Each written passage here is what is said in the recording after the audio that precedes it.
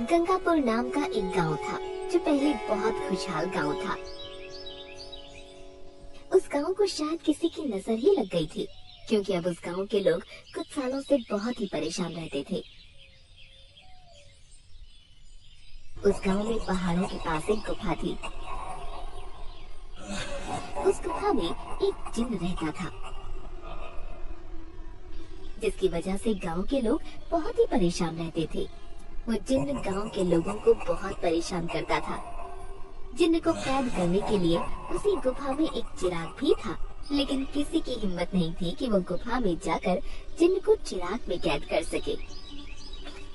एक दिन सभी गांव वाले इकट्ठा होकर गांव में आए स्वामी के पास जाते हैं और जिन्न से छुटकारा पाने का समाधान लेने जाते हैं।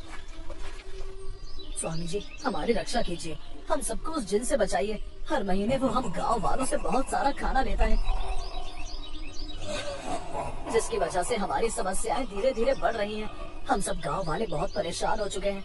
अगर हम उसे खाने को नहीं देते हैं तो वो किसी भी इंसान को मार देता है। इसी डर से हम सभी गांव वाले हर महीने उसके लिए बहुत सारा भोजन तैयार करके उसकी गुफा के बाहर रख देते हैं और वो भोजन को अंदर खींच लेता है। हम सभी गांव वाले ये भी जानते हैं कि अगर वो जिन बाहर आ जाएगा तो वो हम में से किसी को भी नहीं छोड़ेगा। हम सभी गांव वाले के अंदर उस जिन का बहुत ज्यादा डर बैठ चुका है। हम में से कोई भी उस जिन का कुछ नहीं कर सकता, क्योंकि उसके पास जादुई शक्तियाँ भी हैं, जिससे वो हम पर कभी भी हमला कर सकता है। मैं जानता हूँ कि आप लोग बहुत सालों से उस जिन से बहुत परेशान हैं। जैसे ही मुझे पता लगा कि वो जिन इस गांव में है, मैं तभी अपने शिष्यों के साथ यहाँ आया हूँ। स्वामी जी, अब तो हम लोगों के पास खुद के लिए खाने को नहीं है, तो हम लोग उस जिन को खाना कैसे दें? हम सबको पता है कि अगर वो जिन उस गुफा से बाहर आ गया तो वो हम सबको खा जाएगा, और वो जिन हम सब पर हुक्म भी चलाता है। स्वामी जी, अब आप ही हम सबको इस समस्या से छुटकारा दिलाइए तो बहुत अच्छा होगा। स्वामी जी के साथ उनका एक प्रिय शिष्य भी था। स्वामी जी और उनका शिष्य दोनों ही बैठे हुए थे और आपस में बातें कर रहे थे कि उन्हें कोई उपाय जरूर करना होगा जिससे समस्या का समाधान निकाला जा सके। कल जब आप सब उस गुफा के पास खाना लेकर जाओगे तो मैं भी आप लोगों के साथ चलूंगा। हम सबको आप पर बहुत विश्वास है कि आप इस समस्या को दूर कर सकते हैं। हम पर बहुत मेहरबानी होगी। आप चिंता ना कीजिए, मैं जल्द ही इस समस्या का समाधान निकालूंगा। अगली सुबह जब उस जिन्न के लिए खाना बन चुका था तो सभी गांव वाले और स्वामी जी गुफा के बाहर गए। ये सारा खाना गुफा के बाहर रख दीजिए और आप सब गांव वापस चले जाइए। मैं अंदर जाकर उस जिन से बात करता हूँ। सभी गांव वाले इस बात को सुनकर बहुत खुश हो गए थे कि अब ये समस्या जल्द ही समाप्त हो जाएगी, लेकिन थोड़ा परेशान भी थे कि कहीं वो जिन्न स्वामी जी को कोई नुकसान न पहुंचा दे। तभी स्वामी जी गुफा के अंदर गए तो उन्होंने देखा कि गुफा अंदर से बहुत बड़ी थी और वहाँ एक बहुत बड़ा जिन्न बैठा हुआ नजर आ रहा था। उसका आकार देखने में बहुत विशाल था। तभी स्वामी जी ने उस जिन्न से कहा, तुम कौन हो और यहाँ पर क्यों रहते हो? मैं एक जिन हूँ और तुम कौन हो? तुम्हारी इस गुफा के अंदर घुसने की हिम्मत कैसे हुई? तुम्हें मेरी शक्तियों के बारे में पता नहीं है। जिन्न स्वामी जी पर हमला करने ही वाला था कि तभी स्वामी जी की नजर पास ही रखे चिराग पर पड़ी। वो तभी समझ गए थे कि ये जिन्न इसी चिराग का है और इसमें से ही बाहर निकला है। स्वामी जी को पता था कि ये जिन्न बहुत घमंडी है और ये कोई भी काम सोच समझकर नहीं करता। तभी उन्होंने जिन्न के साथ एक चाल चली।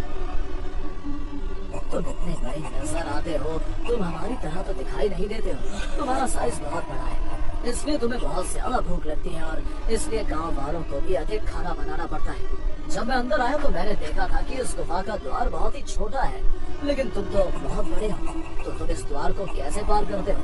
मुझे ये बात समझ में नहीं आ रही। ये द्वार तो बहुत बड़ा है, मैं तो इससे भी छोटे द्वार से आराम से निकल सकता हूँ और मैं अपना साइज किसी भी तरह बदल सकता हूँ।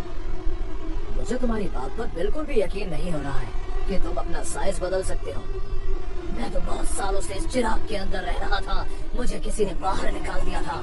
जैसे ही मैं इस चिराग से बाहर निकला तो वो मुझे देखकर डर कर भाग गया और मैं चिराग को लेकर इस गुफा में आ गया और फिर जब से मैं इसी गुफा में रहने लगा। लेकिन मुझे यकीन नहीं हो रहा कि तुम इतने छोटे से चिराग में कैसे रह सकते हो। स्वामी जी को यकीन दिलाने के लिए जिन्न छोटे आकार का हो गया और चिराग के अंदर चला गया। अंदर जाकर जिन्न ने स्वामी जी से कहा, अब तुमको यकीन हुआ कि मैं झूठ नहीं बोल रहा था।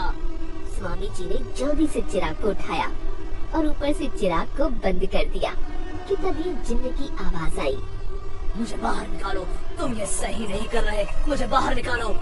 लेकिन स्वामी जी ने चिराग को बंद कर दिया और इस तरह से जिन्न चिराग में बंद हो गया और चिराग बंद होते ही जिन्न की आवाजें भी आनी बंद हो गई।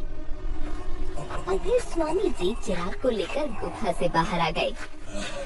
जब स्वामी जी चिराग को लेकर गांव में पहुंचे तो गांव वालों से कहने लगे, ये चिराग जिन का है और मैंने जिन को इसके अंदर बंद कर दिया है। अब आप सभी की समस्या हमेशा के लिए खत्म हो गई है।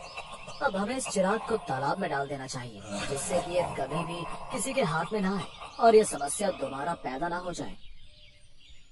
फिर सभी गांव वाले और स्वामी जी उस चिराग को लेकर गांव से दूर एक बड़े से तालाब में उसे फेंक आए और सभी गांव वाले स्वामी जी का शुक्रिया अदा करने लगे।